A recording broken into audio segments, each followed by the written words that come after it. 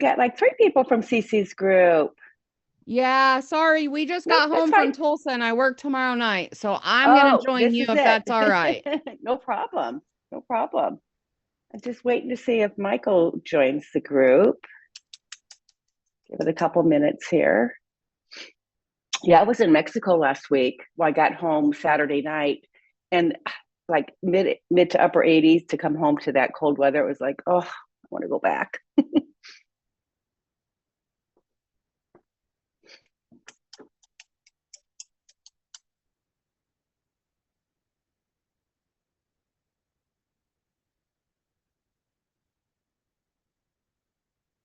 Give it a couple more minutes.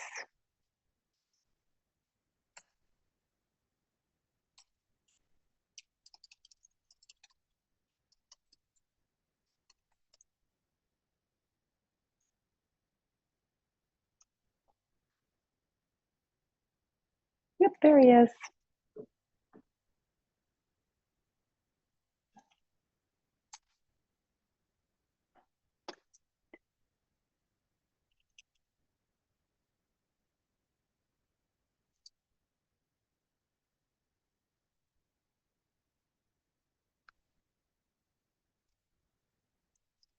Okay, I think I got everybody. Okay, all right, so let's go ahead and get started. We'll just start off with the case studies.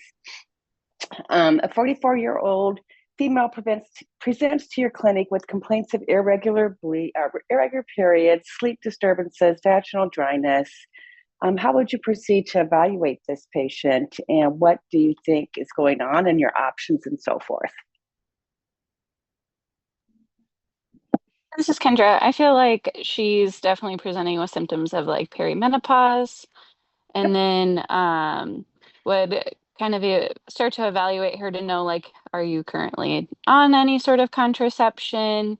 Get her like thoughts and feelings on like hormone replacement therapy if her symptoms are super bothersome, and then Right. like go through all of the um, absolute contraindications for any like estrogen therapy. That's where I'd Okay. start.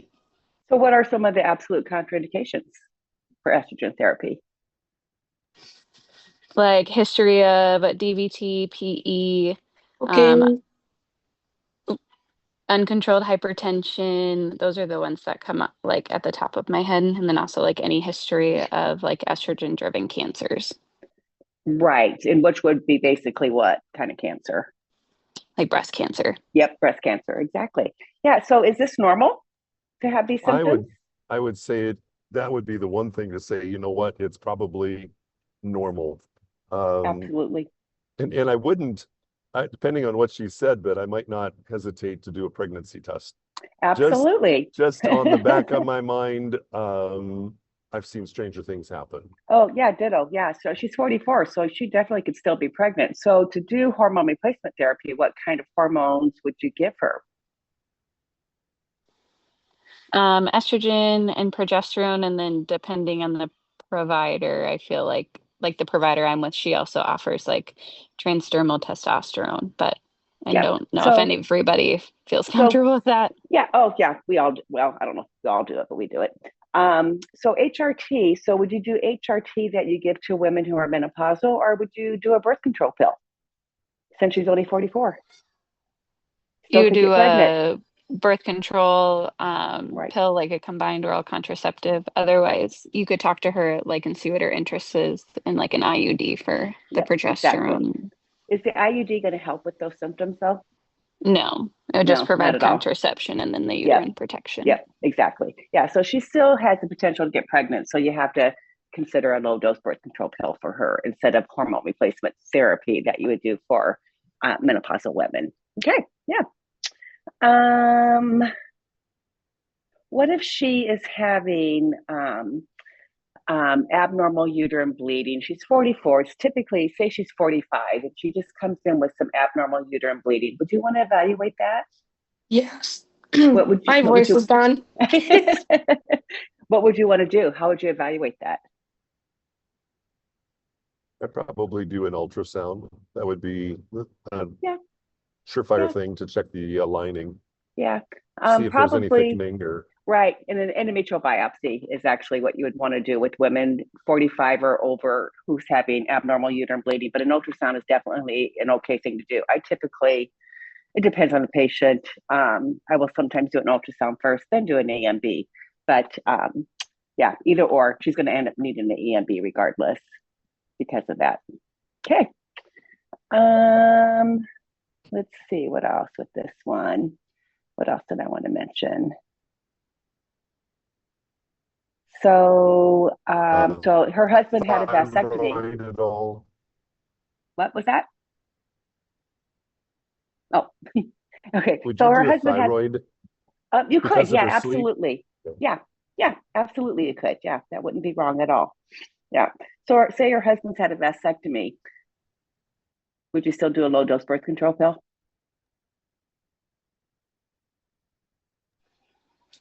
I feel like I would, because even though Mhm. they've had a vasectomy, there's always that like possible chance, and you don't want someone to Yeah. get upset with you. Well, she's still cycling. That's the thing. So Yeah. if you did hormone replacement therapy, it's a lower dose and that can really mess up their period. So definitely do a low dose birth control pill. Yeah, very good. All right. Any questions on that scenario?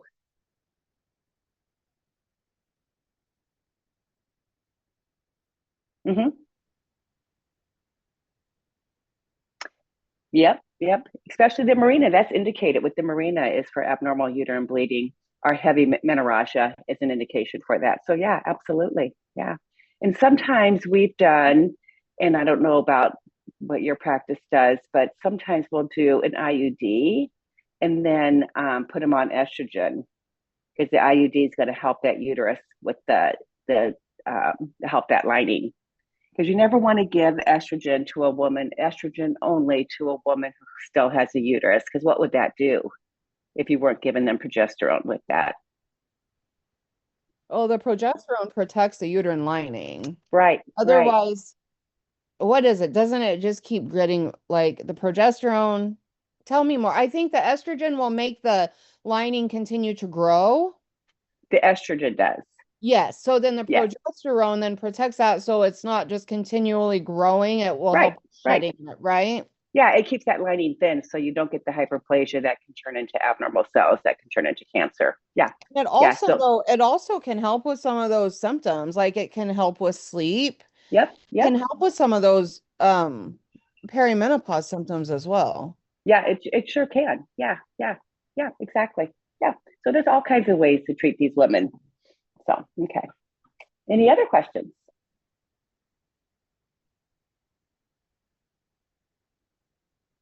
Okay. All right, we'll move on. All right. A 54-year-old female with a final menstrual period 2 years ago presents to your clinic with concerns about brain fog, hot flashes, and night sweats. You discussed treatment options, including hormone therapy. What are some of the important things? We kind of already discussed this, but what are some of the important things you want to find out before you prescribe while you take her history? And what kind of treatment and what kind of labs? If she's ever had any estrogen type of cancer, what do they call it? The estrogen producing cancers or Yeah, it's just estrogen positive cancer. You yes, sorry, wouldn't want to that's what I give was them. trying Yeah, to say. yeah. If she's ever had anything like that, Uh-huh. if she's ever had like history of blood clots, like personal history of Mm-hmm. blood clots and Yep, or stroke or anything like that. Yeah, yeah. What is the most effective treatment for women who are having these symptoms, who are in menopause and having all these symptoms? probably put in a grave. Put what? Put in a You what? probably just put him in the grave. I'm going through perimenopause now, and it's like I'm not even kidding, it's hell. Okay, Just I'm put very me in the grave postmenopausal, someday. and I'm having a hot flash right now, so I'm just gonna Right? take my sweatshirt off. Yes. Yeah. I can't have my camera on because you don't know what kind of array of dress I will be in when the hot flash. Yeah. Yep, exactly. Okay. So yeah, but the most effective treatment though for that is what? Hormonal therapy. Hormone Yeah. replacement therapy. Yeah, exactly. It is most effective. Yeah. And some women don't want to take care of hormones and you can do more natural things, but hormone replacement therapy is the most effective treatment. So yeah. What kind of labs? I saw on the news today something about the FDA and talking about hormone replacement therapy. I was in Tulsa this morning. It was on their news. I don't know.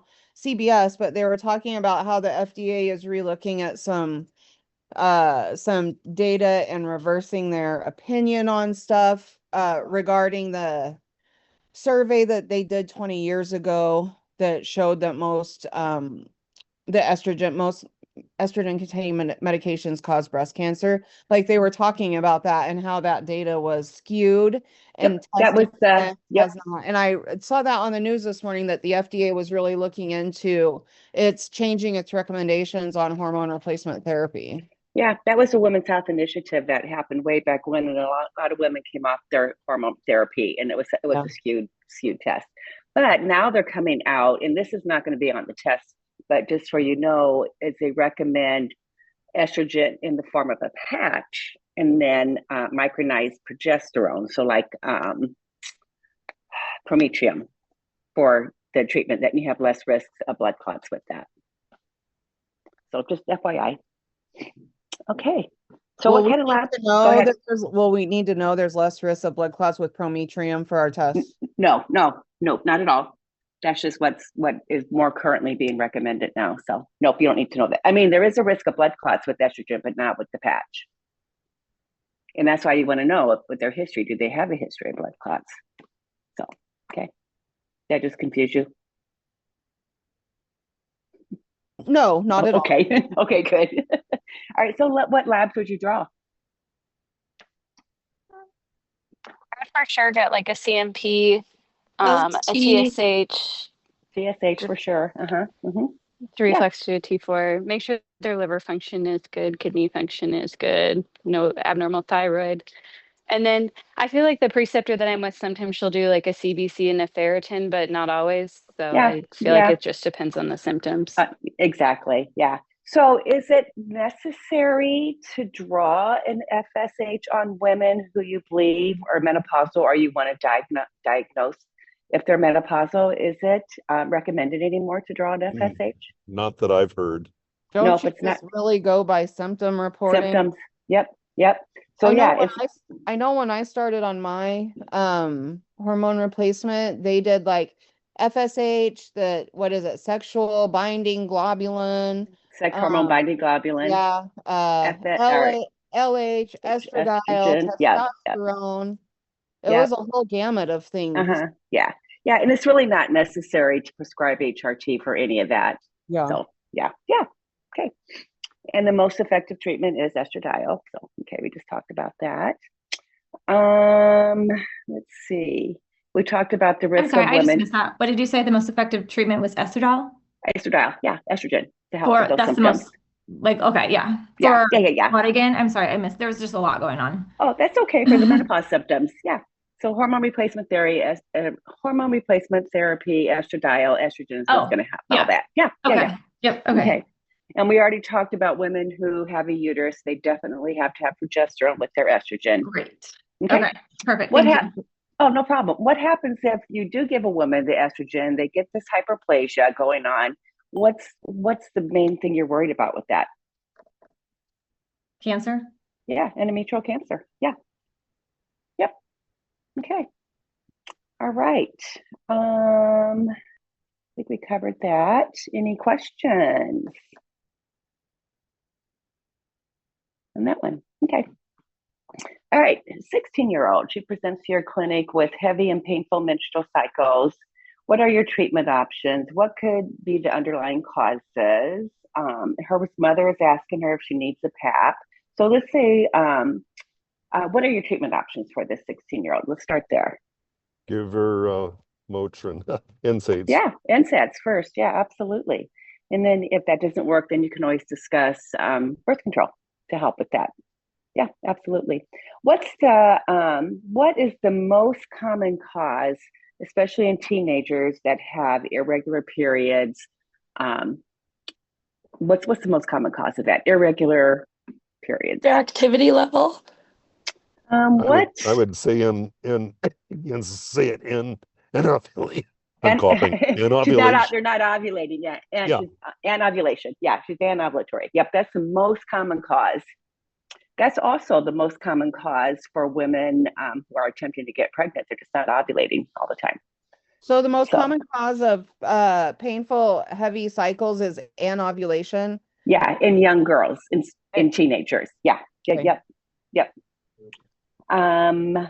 What if her mother asks her if she needs a PAP? What were you going to tell her, Mom? It's not recommended till she's 21.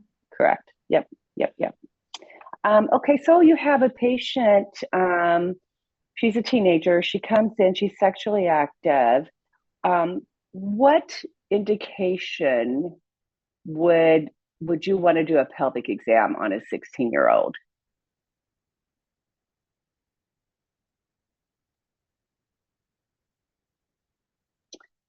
Do you need to do a pelvic exam to test for STDs? No, I think you just do a dirty UA. Yeah, I would exactly. be thinking maybe pelvic inflammatory disease where you'd have inflammation with movement of the adnexus. The cervix, with the cervix, cervical motion tenders. The big thing that you would want to do on a teenager, 15, 16 or whatever, that you would want to do a pelvic exam if she hasn't started her period yet. Then you'd want to do a pelvic exam. What would that show? Well, is her is her cervix, not her cervix, is her vagina connected to the uterus? There could be a gap where it didn't grow correctly. So they're never going to have a period come through the vagina if it's not connected. So anatomically, you're going to check things out. What'd that look like? What would you see where the cervix is? You won't see it because the vagina ends in a blind pouch. Okay, interesting. Yeah. I actually had an 18-year-old. This was a few years ago that her mom brought her in because she became sexually active. And when I went to do the exam, her vagina was maybe 2 inches, maybe, not even that. She thought she was having intercourse, but yeah. So yeah, and she was 18 and she hadn't had a period yet. And the mom didn't think anything of it because she didn't start until she was later. So yeah, you want to check the anatomy to make sure everything is connected and there, functioning. The other thing we worried about, and this is not, I'm getting off subject, but is like, does she have ovaries or does she have testicles that didn't descend? So all kinds of stuff there. So that's why you do a pelvic exam. Thanks. Not going to be on the test. Okay. All right. So any questions on that one? Okay. All right. A 34-year-old female presents to your clinic concerned that she hasn't had a period in over 3 months. She's also having difficulties losing weight. She exercises regularly. What would your steps be? How would you evaluate her, and what diagnostic tests would you do for this gal? What do you think's going on with her? Irregular periods, can't lose weight. Because she could be pregnant. Yep, always going to do a pregnancy test. TSH could be low. The TSH? Yeah, she could be. I mean, high. I'm sorry. High. I know. I hate that. High. I mean, she could have hypothyroidism. Sorry that. Yeah, that's backwards. Okay. Or PCOS. We had a case of that just today. Yeah. And this was classic. This was what we saw. Yeah, I know. Typically, women who have PCOS, they have that typical appearance. They have that truncal obesity. They have facial hair. They have acne. They can have that acanthosis nigricans, that dark velvety skin thickening in like the axilla and the growing area. What was that called again? Acanthosis nigricans. Okay. So that's kind of the typical picture, but not everybody has one. What is so the clinical signs and symptoms of that is very no periods or very oligomenorrhea is what the other one is. What diagnostic tests would you order for her? I would do a TSH, T4. I would do your basic CBC, CMP. I don't know. I just feel like you really just do that on everybody. Yeah. And then too, somebody mentioned a pregnancy test. What would be the other diagnostic test? What? I want to see an ultrasound. How do I want to say this? Yeah. Would you do cycle day 3 labs? No, you don't have to. No. Okay. No. Would you Um, do transvaginal ultrasound looking an at? ultrasound, yes, that would Yeah. be the other diagnostic Looking test. for 'Cause that string of string pearls. of pearls. Yep, exactly. Yeah, and it's very when you see it, you're like, oh yeah, that's exactly what that's going on. So for the Rotterdam criteria to diagnose PCOS, what's the one thing they absolutely have to have?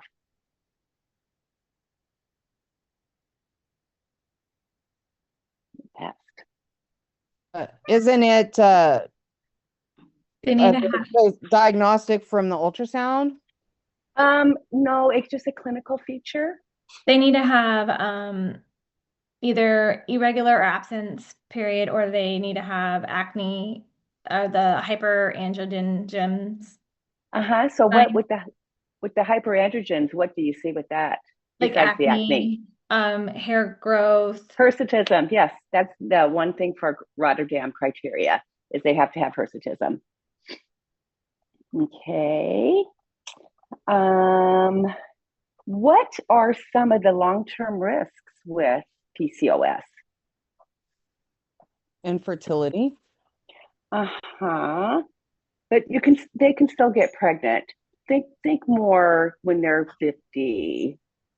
Diabetes Diabetes, yeah, diabetes. from the metabolic syndrome. Yeah, metabolic syndrome, absolutely. And so say she's not doing anything to treat PCOS. So she just goes months without a period, and she's done this for years. What's your big concern there? Would it be Ovarian thickness cancer. of the uterine lining? Yeah, endometrial cancer. Endometrial cancer. Yeah, because they're not shedding that lining. So same is given a woman with estrogen with no progesterone. This just keeps building up and they don't shed it ever. So yeah, so endometrial cancer is one of the biggest risks with that.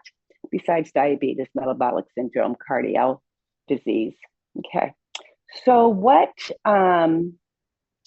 so with the symptoms of POS, what is going on that causes that, especially the acanthosis nigricans, with just all of it? What causes that? The Insulin PCOS, resistance. yeah, they're not. How do I want to say this? I get you on the right track. So it's a metabolic thing. Diabetes can happen. So what is going on with that? What's going on with her insulin? Insulin resistance. Insulin resistance. Oh, insulin Yeah, she resistance. has. Insulin resistance. That's what's going on. So yeah, and the way how do you treat people with PCOS? Metformin. Metformin, absolutely. And what else would you I might do? think that they're really starting to do some of the GLPs as well. For the weight loss. Yeah. Mm. Yeah. But putting them on a birth control pill and actually putting them on continuous birth control pill where they don't cycle at all, that helps prevent those cysts from developing, and that can preserve fertility later on down the road if they decide to get pregnant. So yeah. What's the spironolactone for? Yeah, you I can feel like I saw that somewhere. Yeah, you can do that for like the acne and the hair because that helps with Okay. it can help with the increased hair. Yeah.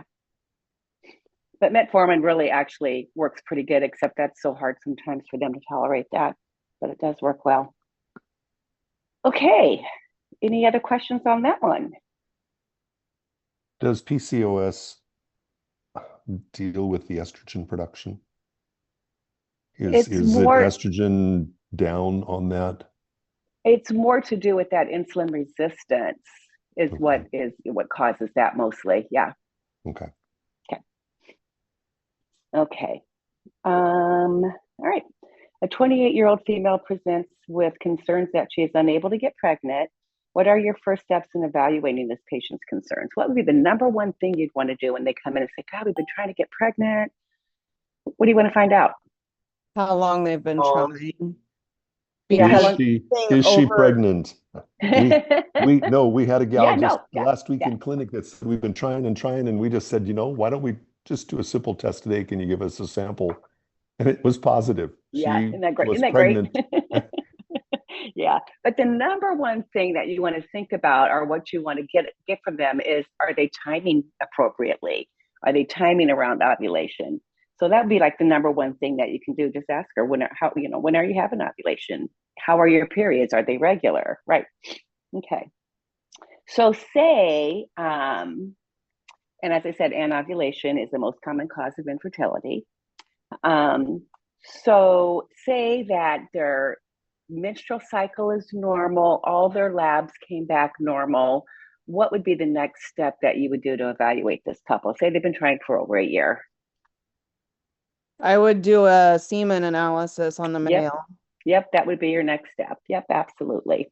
And then after that, you can check her tubes to make sure they're patent. But yeah, do all the lab work. If that's all normal, semen analysis would be next, and then you can always do the tube patency for that.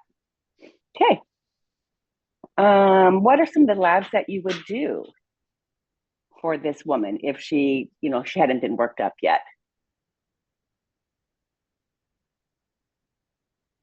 And this is the one you would do What day did you 3. just ask? Wait, what did you do? So you're saying like you would do mom's lab, you would do the female's labs and all her labs first, and then go to the male semen analysis? Right. Yep. So say all her labs, everything came back normal. The next step would be to do the semen analysis. But say she hasn't had any of those labs done yet. What labs would you do? A thyroid, CBC, the CMP. LH, FSH. Progesterone. Couple more. You could check prolactin. Prolactin and estradiol. And this is the test that you would do day 3 of her cycle. Okay. And did you say FSH and LH? Uh-huh. And day 3 of cycle. Yep. And then, as I think Eric mentioned, a pregnancy test, definitely. All right.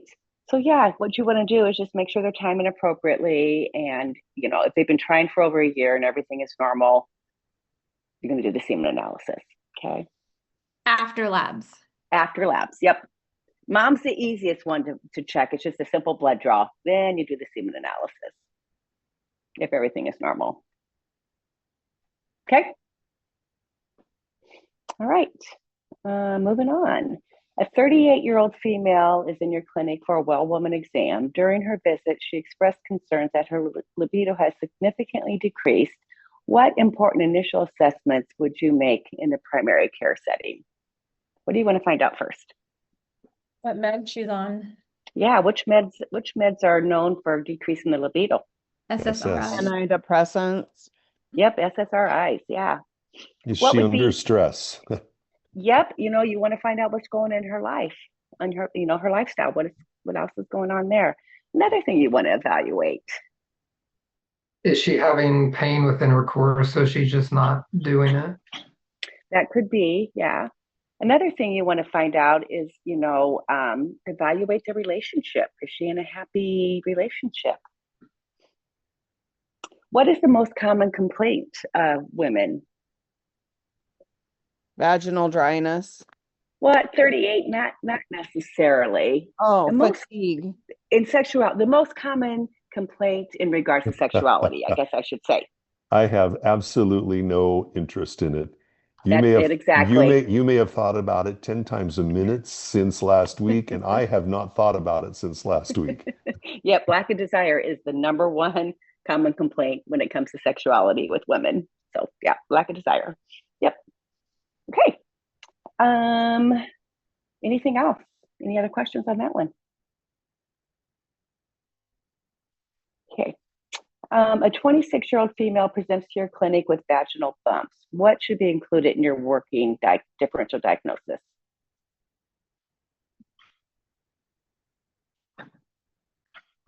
What are you going to think is going, what are you going to? STD testing.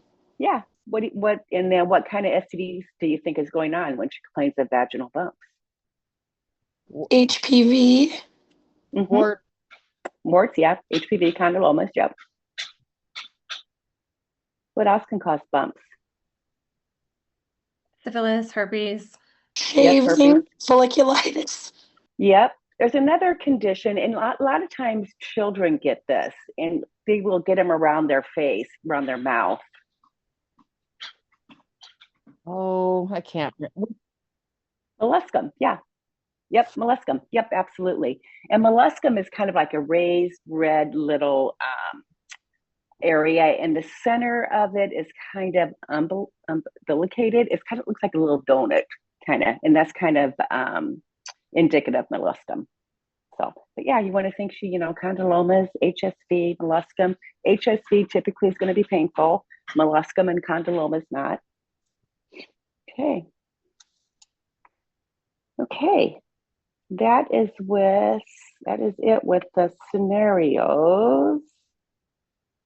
All right, got a lot of other stuff to go through with you. So some of the stuff that you're going to need to know is you need to know the Tanner stages. So make sure you brush up on that. We already discussed pelvic exams begin at age 21.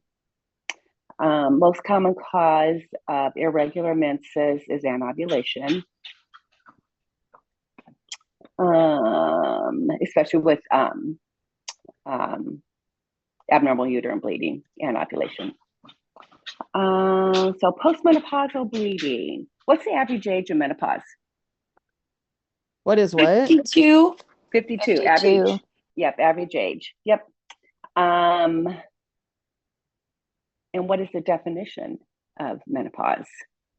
No bleeding for greater than 1 year. No, 1 year. menses for over a year. Yep. Okay. So say you have a woman who comes in with postmenopausal bleeding. What is your best diagnostic tool to evaluate her with? Biopsy. Endometrial biopsy. They're postmenopausal. You want to get an endometrial biopsy. And you can also get an ultrasound, but the endometrial biopsy is going to be your best diagnostic tool. That's going to tell you if you got cancer there or not, or abnormal cells. And we already talked about PCOS increasing your risk of endometrial cancer. We already talked about first-line testing for abnormal uterine bleeding after the age of 45 is the endometrial biopsy. And a lot of the stuff is a repeat, but you need to know it. FSH is not required or recommended to determine menopause. And the most effective treatment for relieving symptoms of menopause is what? What did you say before that? I'm sorry. HRT. Yeah, HRT, estradiol. Yeah. Estradiol. Yeah. What about the FSH though? It's not recommended or required to determine menopause. Okay. Okay. All right. And estradiol or HRT is going to be your most effective treatment for menopause symptoms. Main concern with postmenopausal bleeding? Cancer. Yep. So what are some of the symptoms of menopause? Hot flashes and Yeah. dry skin, and they go crazy. Memory Yeah, loss. this is true. Memory loss, insomnia, Scattered, they can't think. They're up Yeah. at 3 in Brain the morning fog. and don't know Yeah. why. brain They're fog. baking Yeah. cookies at midnight. Yeah. And palpitations. Yep. All the above. Crying 1 minute, happy the next. Uh-huh. Yeah. It's a roller coaster, let me tell you. Is All right. painful intercourse, that's one too, right? Yeah, that can be. Yeah. But the main, yes, it is. But the ones that, yes. Insomnia, palpitations, memory loss, hot Okay. flashes, night sweats. Yeah. All righty. And we already talked about you need progesterone with women who have a uterus that are getting estrogen. If they've had a hysterectomy, do they need progesterone? No. No. Mm-mm. Okay. Great for sleep. Yes. All right. The most common complaint regarding sexuality for women. Oh, we already talked about that, lack of desire. I got it written down a couple times. And then we talked about the SSRIs.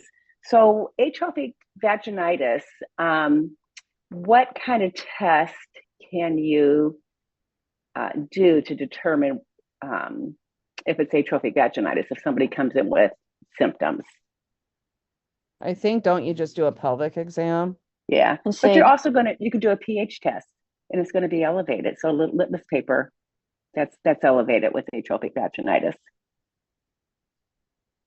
But the most common symptoms or complaints of vaginal atrophy or atrophic vaginitis are what? Painful intercourse, dry. Itching, soreness. And another thing that women get a lot and relate this to the atrophic vaginitis is they get frequent and recurrent UTIs Mm-hmm. because you're just lacking estrogen in that area. So you Mhm. can treat them with just the topical estrogen, and that'll really help. And estrogen is the most effective treatment for atrophic vaginitis. Mhm. So what if a woman came in with these ulcerations on her vulva, say she's 70 years old? What's going to be your main concern? It's sore. Definitely cancer. Yeah, vulvar cancer. Yeah. All right. Can you repeat that? What was that? Can you repeat that? The vulvar The cancer. vulvar cancer, there'll be sores, there'll be ulcerations on her vulva. It's not going to look pretty. And you'll definitely know it's not herpes by looking at it. So ulcerations on the vulva, vulvar cancer. What is it called when you have white patches on the labia? The mucosa is thin, there's leukoplakia present. Sometimes their anatomical structure fuses, and this is in a severe case. You can't distinguish the minor from the major, and sometimes the clitoral hood you can't retract. What is that diagnosis? What is that going on? The white? Yeah, lichen sclerosis. Yeah, yeah. How do you treat that? Steroid. Topical steroid. Yep, yep. All right, thyroid function. So you have a patient who comes Hold on. in, her You said the lichen what? What was that second word? sclerosis. Yeah, that's right. Okay. Yeah, And you treat okay. that with topical steroid. Yep. Okay. All right, thyroid. So you have a patient who comes in with an elevated TSH and a low free T4. What's your best treatment plan? What are you going to do? Levothyroxine. Yeah, start her on levothyroxine. Yeah. Do you need to send her to somebody to have it evaluated? No. No, you can do that. Yeah. What population is at an increased risk for thyroid disease? African American. Older adults. The elderly. Oh, older adults. Yes, Yeah, sorry. older adults. Yeah, no, that's okay. That's all right. Yep. All righty. So what STIs are recommended to screen in adolescents who are sexually active? Gonorrhea and chlamydia. Gonorrhea and chlamydia. Yep. Okay. Say you have a patient who comes in, she has these recurrent red tender nodules. She's told they were boils. They can form into abscess and drain, and they can just leave scarring, and they can get pretty bad. What condition is that called?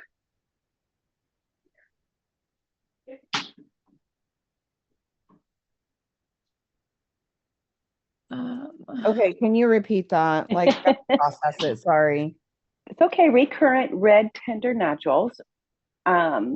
They've been told in the past that they're just boils, but they can form into an abscess. They drain purulent fluid, and they can leave pretty nasty scars. Oh, that's that Hydra support. Uh-huh. I can't think of. Yeah, that's right. Hidradenitis suppurative, or HS. We just is it? saw we just saw a HS? case of that today, and it's Isn't it? ugly. It's ugly and it's ugly. painful. Yeah, it is. And It's Yeah. no dark. It's like a silver dollar or a half dollar size round, but this little opening where it's oozed and broke open, Yeah. that is like Yeah. a pencil in diameter. So there's all this underneath flesh. It's like it's a yeah. wound. It is. It's nasty. Yeah, and they can be all sizes, and there can be several of them.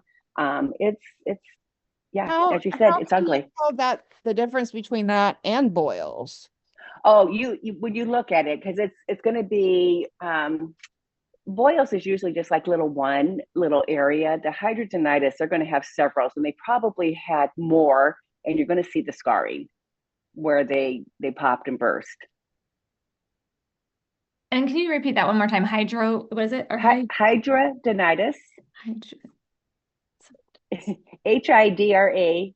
HIDRADENITIS suppurative.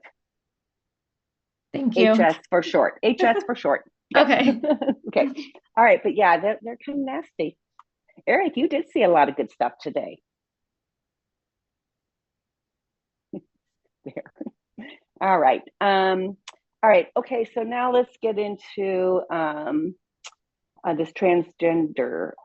So say you have a patient, you've known her as a female for years, and then she comes in and says she identifies as a male. What is the terminology for that? They, them? Wait, what do you mean? So this person, once a female, now is identified as a male. Trans male. Peter? Transgender male. Transgender male. Yep. Yep. Okay, you need to know the acronym of PLISSIT. It's a model in sexual health, and you need to know what the acronym stands for. Okay, tell me again. PIL? PLISSIT.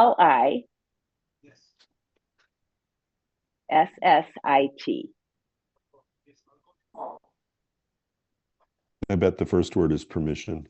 Yep, it sure is. Yay. Yay. Yep. Okay. All right. Gender identity is based on what? What they think it is? I don't know. Yeah, it's how they feel about themselves.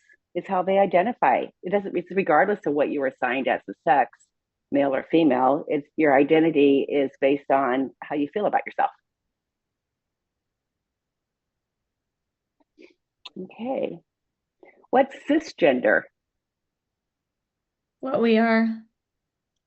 Well, not what we are, but like is Our identification matches our birth. yes, that's Yes. what I meant. Yep, that's it. Yep, exactly. Okay.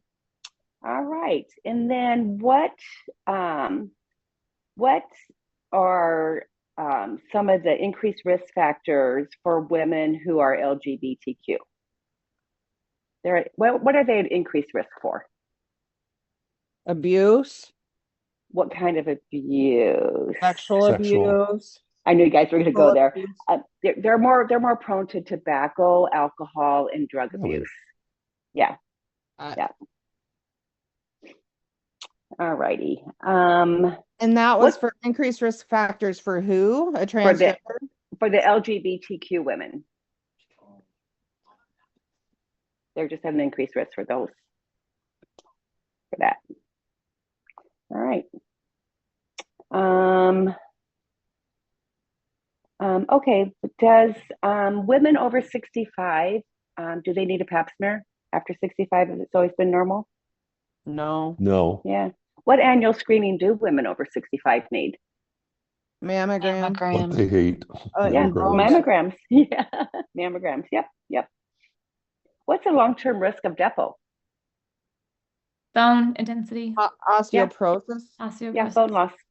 Yeah. Okay. That's all I got. You guys got any questions? Oh, long-term risk of what?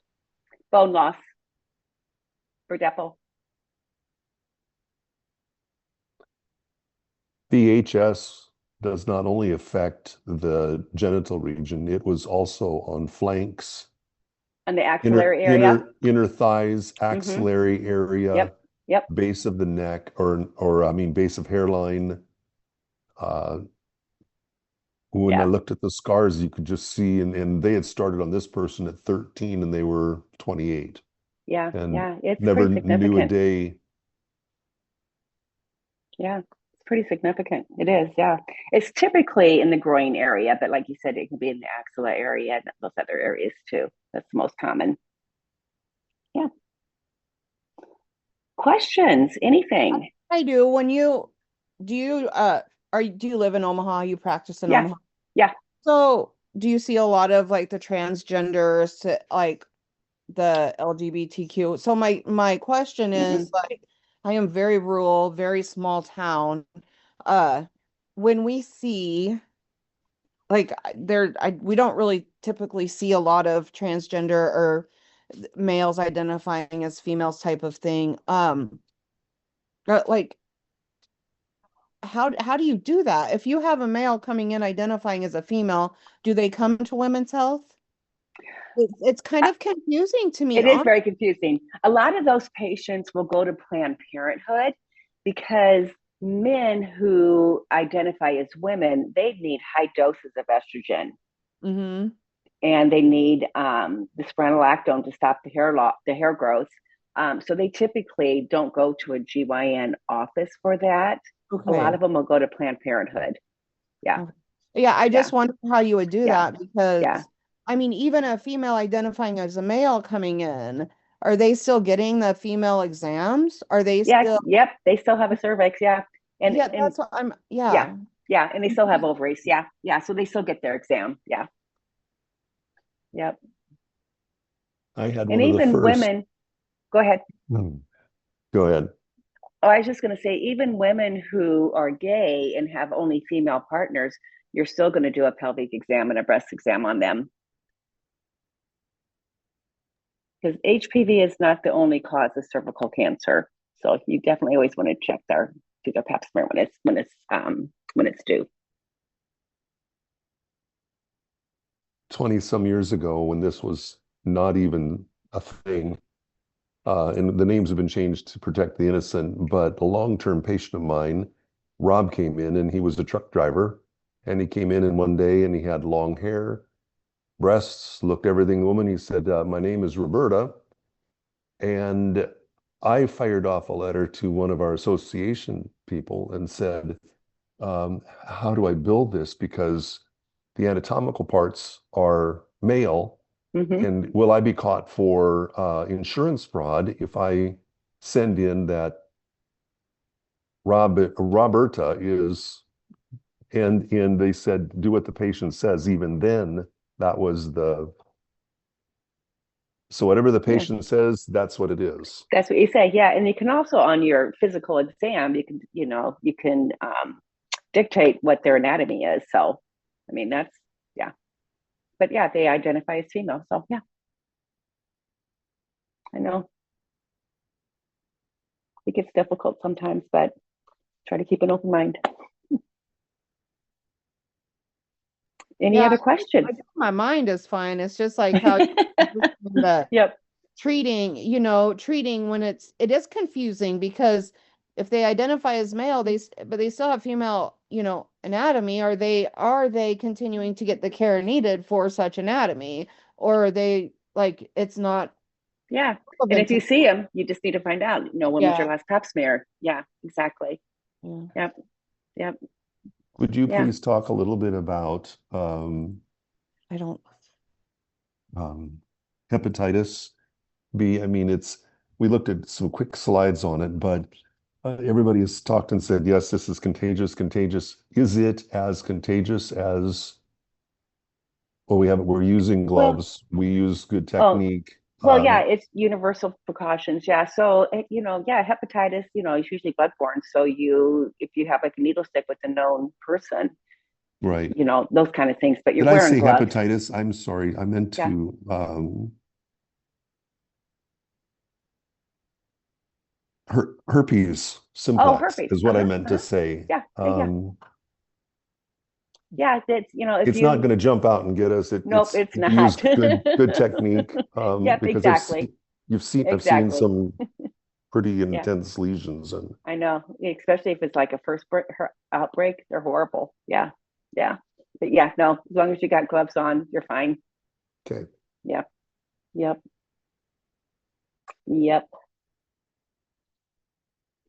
Anything else?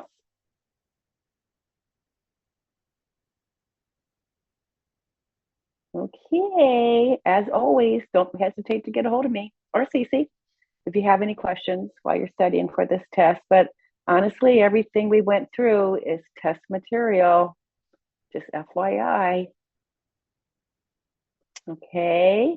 And would you do one other favor? We've coming up over the horizon, we're getting together in Zoom groups to discuss cases. Mm-hmm. Is this a casual discussion where we lay out our case? It's not openable yet, but it's. Oh, you mean the discussion for like that last discussion you have to do? Yeah. Yeah. But it appears to be that it's us joining online as Zoom, and there wasn't a whole lot open on it yet. No, it's not a Zoom. It's just a paper. It's just like all of your other discussions. Yeah. Okay.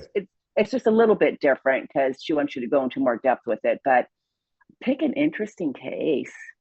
Kind of keep in mind what you've been seeing. The hidradenitis suppurativa would be a good one.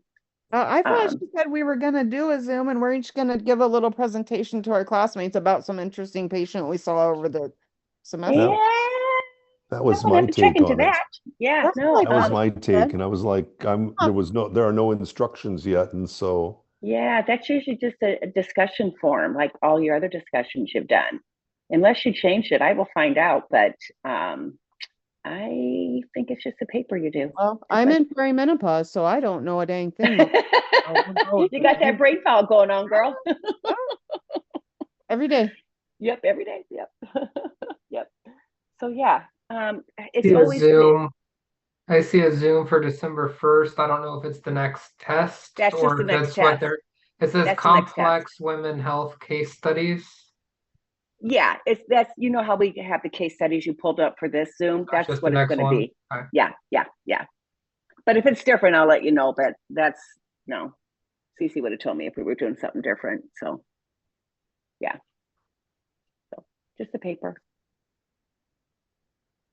All right. Anything else? just thank you. You're welcome. Good luck with the test. Yes, you. thank you for letting me join, Julia. Oh yeah, no problem. No problem. Yep. So good luck with the test. And like I said, any